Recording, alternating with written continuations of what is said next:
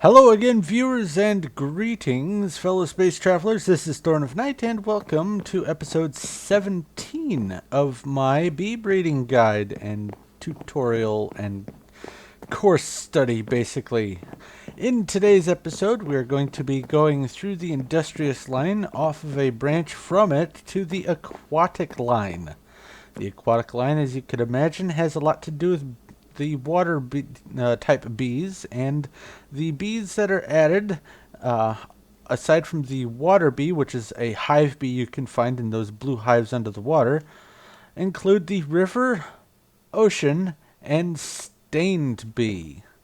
Now, these guys love water. As a matter of fact, in order to deal with their hives, you have to have their housings, whether it's a bee house, apiary, or alveary, has to be submerged under at least one block of water above the top for them to be happy, generally. Now, they all also have an effect called water. And what this does is any nearby tanks within their territory will slowly fill with water. So you do have to watch out for that. If you've got a tank nearby that you don't want to have water in it, don't put one of these bees near that tank. Also, an additional note, the ocean bee specifically can only be bred in a biome that is labeled as an ocean biome. Thankfully, there is an ocean biome in vanilla, so you don't have to have a special mod for adding ocean biomes or anything like that. But let's get on to what you can actually get out of these bees and why you want to breed them.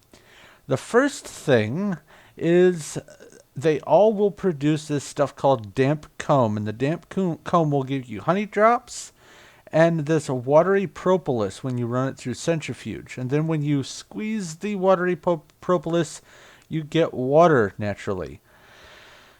Next up, the River Princess adds a new type of comb called clay comb, and it also gives you beeswax and honey drops, but in addition you can get this clay dust, which is useful for making the construction foam from Industrial Craft 2.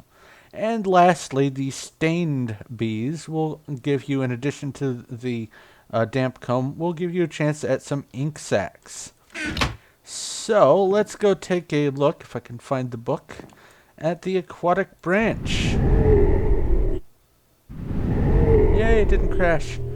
Now, this aquatic branch is the only thing that I have here in this ocean biome age that I generated in Mistcraft. It is very dull and boring, but I did want to hop out here to show you this. This is what a water hive will look like. You'll see them underwater all over the place. Anywhere there's water, there stands a chance to be water hives. So keep an eye out for those, and grab a scoop and a scuba helmet. But anyway, the first bee we're going to be covering here is the the ocean bee. And the ocean bee requires a water bee, naturally, and a diligent from the industrious line. If you need to know how to make that, you can hop over to the industrious branch through this map, or you can watch my industrious video. Now, as you can see, I have the hive down here, or the apiary down here under the water with some lily pad nearby. Also, I have a a flower nearby because let me open this chest again. The diligent bees do require flowers, so some of the traits for doing the crossbreeding required me to toss out a flower. But let's take a look first at the princess to see how long it took me to get this thing. There is a diligent in here, but more importantly, there's an ocean. So let's look at this princess. Took 3 generations to make. Yours may take more, yours may take less. And then here we have the ocean bee, and I will hop back and forth between these. As you can see, not a huge difference between what I got and the actual purebred. The difference is the effect for the active trait. And then over here there are some minor differences. In the humidity for the one that I bred, and the whether it can work when it's raining. Also, that is one important thing. Since they are water bees, they do like the rain. They're comfortable in it. So I will put these here for you to look at, which, by the way, this map is available for download. I will have a link in the description below. You can get the map, and you have to add it to the Unleashed mod pack, which is part of Feed the Beast. If you don't have Feed the Beast, I recommend you get it since you're already dealing with bees and other mods anyway. The Feed the Beast mod pack adds a lot of options for you to do. There's several different mod packs in the Feed the Beast that you will thoroughly enjoy, I'm sure. Now, over here, I have a sequence of the typical output that you can expect from the ocean bees. You can generally expect to get 2 drones out of a cycle, but not that many damp comb. The reason for this is they all work slowly and have a short life cycle, so do keep that in mind. But from a stack of that damp comb, you're going to get almost a stack of honey drops and that watery propolis. Next thing, moving on, we have the stained bee, and you're going to need an ocean bee, which you just got over there, and an ebony bee, which comes from the primary branch, which is gone over in another one of my videos that I'll be recording after this one.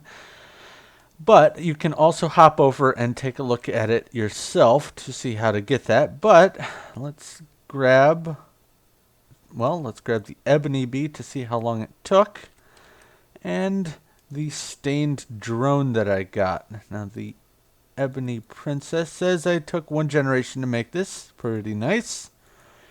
And let's go ahead and compare this to what you can expect from a purebred versus what the output was, and it looks pretty much the same. Oh yeah, that's almost a purebred bee. Interesting. So I will leave these in here and let you take a look at those. And let's look at what you can expect to get out of them. In a cycle, the productivity is a little bit higher sometimes. You can get, on average, 1 or more items out of a queen's lifespan and 2 drones. Let's see, there's an ink sac. No output there. And like before, you get that damp comb with that typical output there. All right, next up is the final bee in this sequence, the river bee, which does require water from one of those hives, and common from the Apis branch. And you can go take a look at that or watch my Apis video. But let's see here. There's the river, and it is a princess, so I don't need to grab anything else.